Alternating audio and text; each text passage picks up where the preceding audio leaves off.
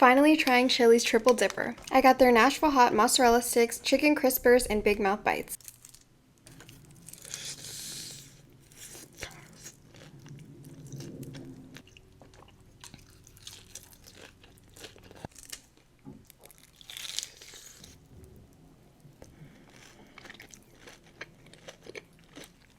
That is so good.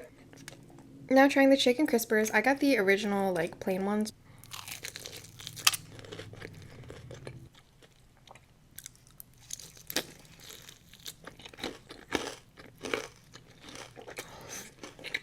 It's so juicy, it dripped from my mouth.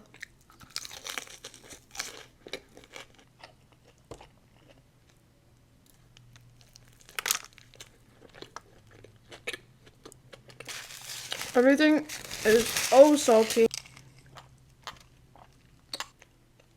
My favorite out of these three is definitely the Nashville Hot Mozzarella Sticks. I need to go back and try their sweet chili ones.